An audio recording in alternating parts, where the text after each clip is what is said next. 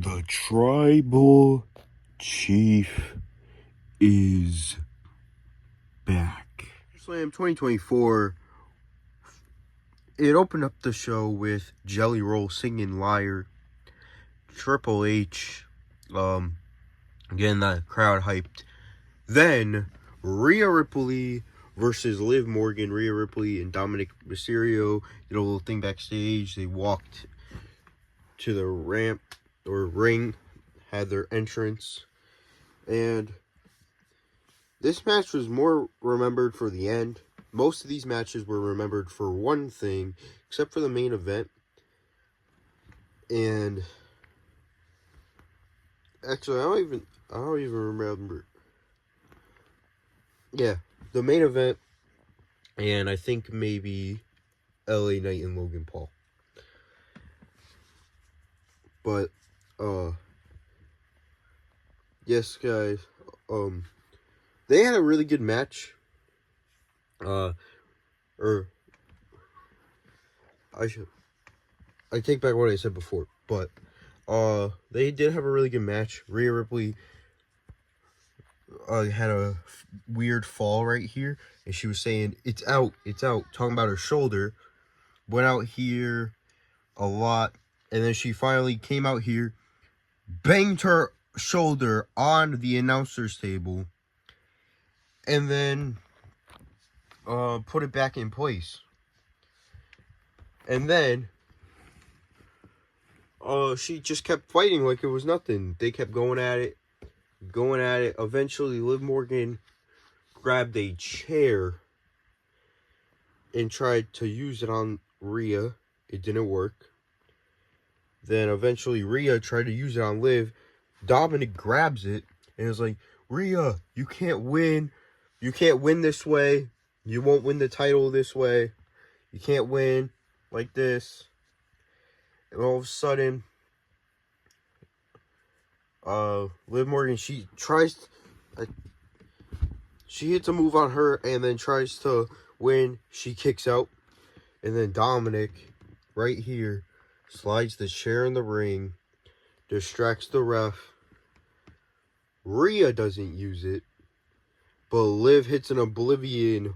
1, 2, 3. And Dominic was smiling.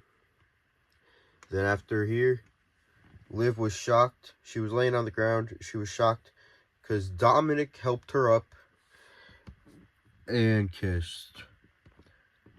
I hate that part of the story. I hate how this whole thing is like, you could tell where the story is going. Like, I have a feeling eventually Liv is going to be like, I was just using you to get into Rhea's head. It's not, it obviously didn't, it obviously worked. And now I don't need you anymore. And then eventually Dominic goes back to his father. That's how I feel like the story is going. But it's time for the next match. Jumping into, I think, the shortest match of the show. Braun Breaker versus Sami Zayn. It was a 6-minute match. So it was kind of hard to, like, remember stuff. And I think more people rather would forget this match other than who won. And it was quick. Sami Zayn got a lot of offense, but Braun Breaker was just a little too quick for Sami. He destroyed Sami. He didn't squash Sami. Sami Zayn got really good offense. But in the end, I think it was a spear that like a quick spear. The bounce off the rope spear by Braun, which is the reason he's won the title. And I think he's going to be a babyface. Because on the press conference, he was not acting like a heel. He didn't stay in character and he wasn't acting like a heel. So, could this be Braun Breaker's face turn? We'll have to see. But he's definitely going to be a dominant champ. The next match was Logan Paul versus LA Knight. Yeah.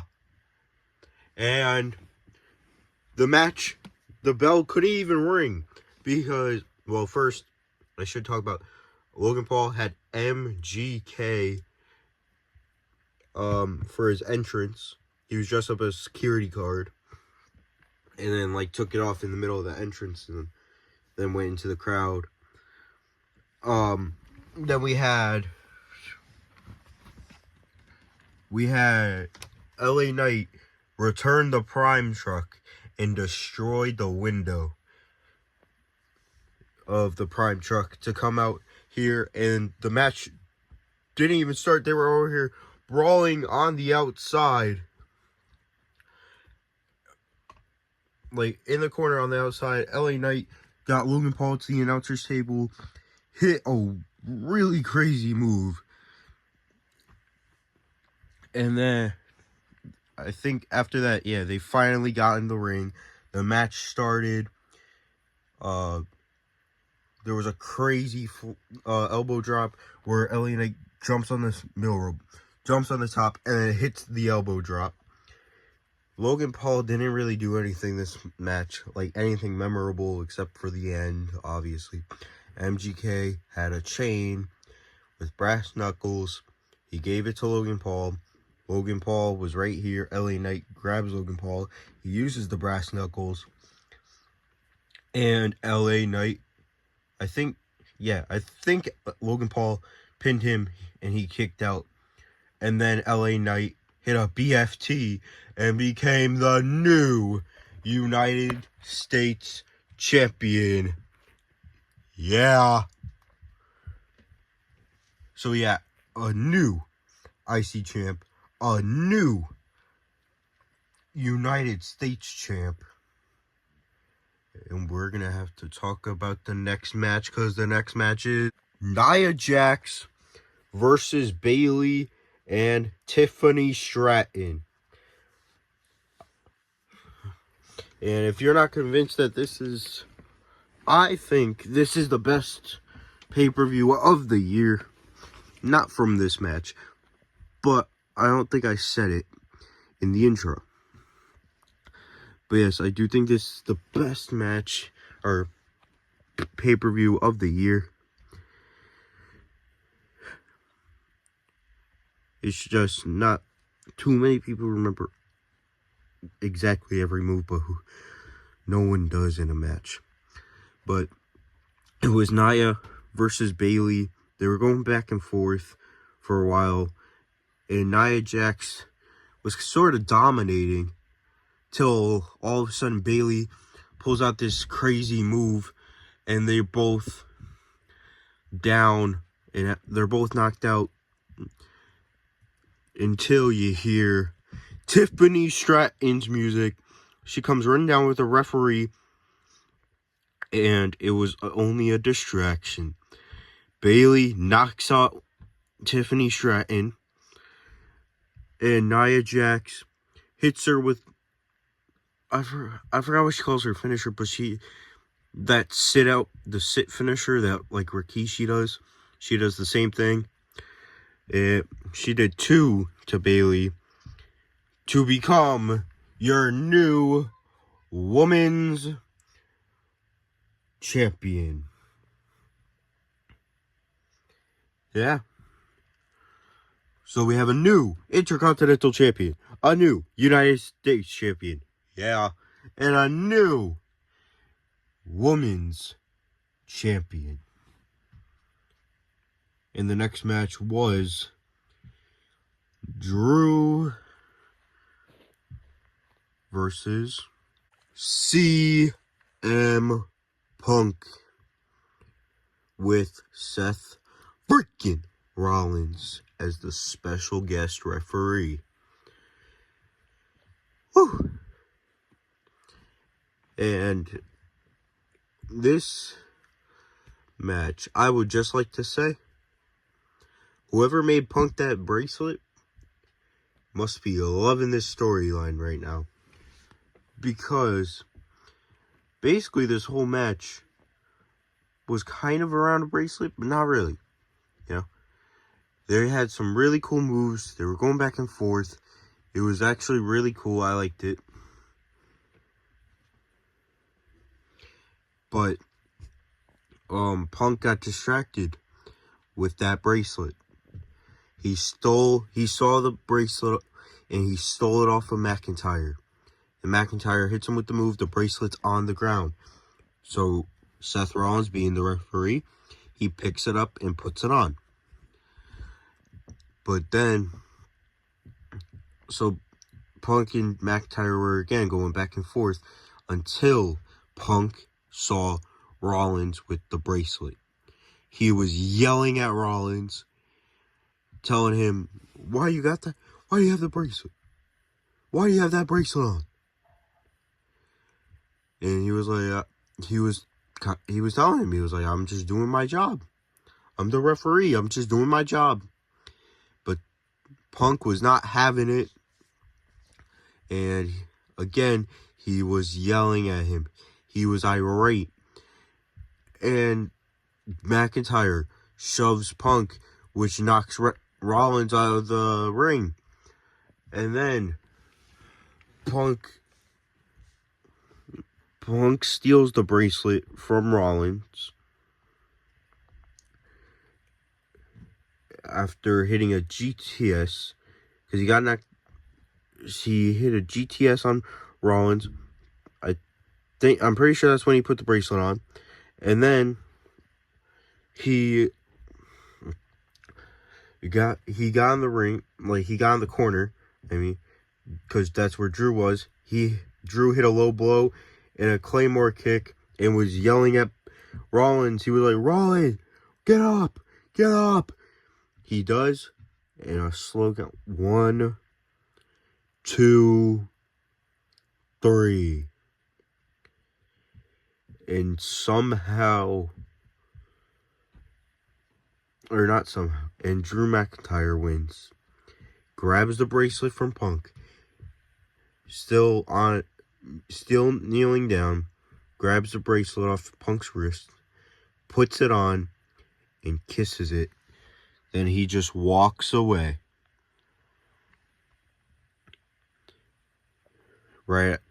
He walks away right after Seth Rollins. After this, The Miz and R-Truth was in the ring.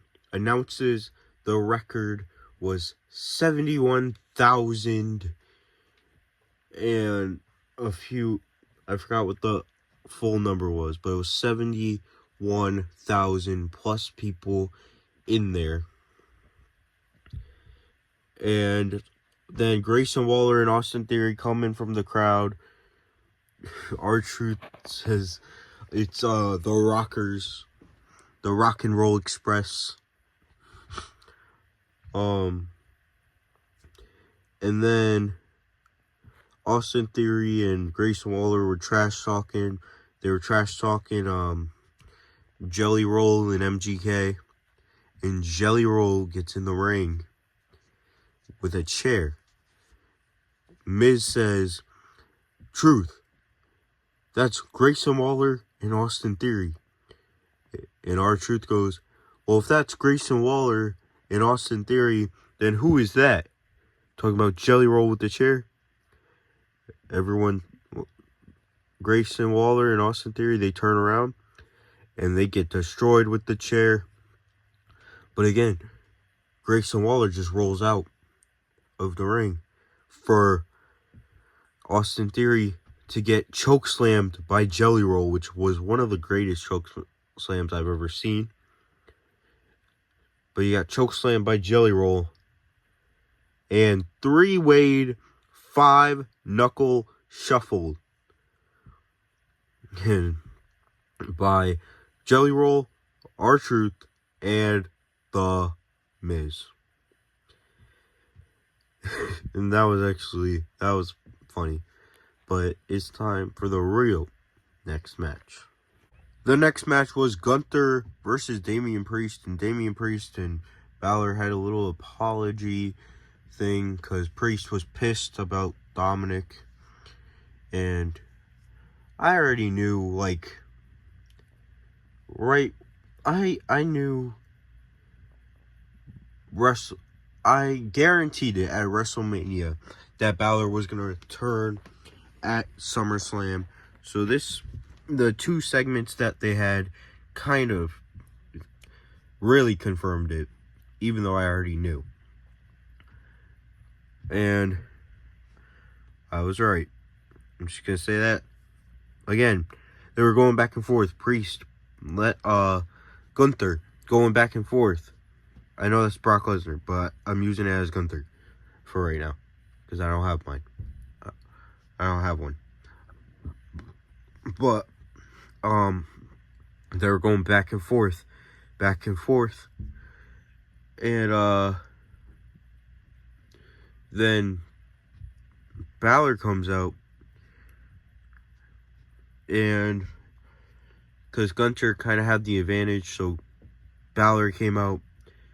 Priest regains the advantage. 1, 2, Balor slips Gunther's foot on the rope and just turns his back. Priest didn't realize what was going on, but then he kind of put the pieces together and started yelling at Balor, like, "What are you doing? What are you doing?" And then Gunther kept choking him out, like choking Priest out. He had the submission finisher in. He broke out of it. A few more minutes, same thing. And he broke out of it. A few minutes later, he puts it in. And he just passes out. And Gunther becomes your new World Heavyweight Champion. Yeah. So we have a new Intercontinental Champion, a new United States Champion, yeah, and a new Women's Champion, as well as a new World Heavyweight Champion, Gunther. It is time for the final match. The moment we've all been waiting for, the main event. Bloodline rules, Cody Rhodes, Solo Sikoa. This is half of the setup, is this match. There was no weapons, just interferences. It took a while for the first interference, though. And the first interference was Tama Tonga and Tamaloa attacking Cody Rhodes, because Cody and Solo were actually going back and forth a lot till Cody got some offense. Or, scratch what I said earlier, there were stairs. That was the only weapon. But, yeah. Tama Tonga, Tamaloa came out. Then Kevin Owens came out. Then Randy Orton came out. And they were beating them both up. They were going to the back. Or not back, but they went through the crowd, and over the barricade, through the crowd, and it was just Cody and Solo. Cody brought in steel steps. Solo did the thing where you like runs to the corner and like hits him in the head with the steel steps behind Cody. And Jacob Fatu didn't get involved. He did get injured because, right as you see right here, he landed right here on his knee of his right leg. Landed right there. So he is definitely injured because he also couldn't get up. He was like trying to get up and he was just falling. He was like right here. He just couldn't get up. And he had to be escorted out of the arena. But, yeah, Cody and Solo were still brawling. I think this is where he did that, stair thing. They kept toying around with the stairs. And then, I think Cody hit a move, and they were both down. So everyone was down. Nothing was going on. until Roman Reigns' music hit. He got a remix on his theme song, and I don't like it because they try to make it a face song. It's terrible. It's like a remix of his theme song. And there's a few people saying, oh, it's just a return music to surprise everyone. That has nothing. No, that wouldn't surprise everyone. The surprise is still the regular music. Like when, let's say, when John Cena, every time he returns, it's the same John Cena music. When Brock Lesnar, he returns, same Brock theme song. So it has nothing to do with the theme song. Don't listen to those people. They might change it back because people hate it. If people hate this theme song, once they find out that it's going to be his actual theme song, they might change it back eventually. But this is his theme song. But he runs in, like he starts walking till he gets about like halfway and runs to solo. Superman punch, spear.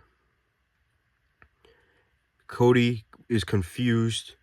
He's right. Then Roman walks here. Cody hits crossroads. 1, 2, 3. Cody Rhodes is still your champion with the help of Roman Reigns. That is it for today's video. Hope you guys enjoyed. Peace. And acknowledge the original tribal chief, Roman Reigns.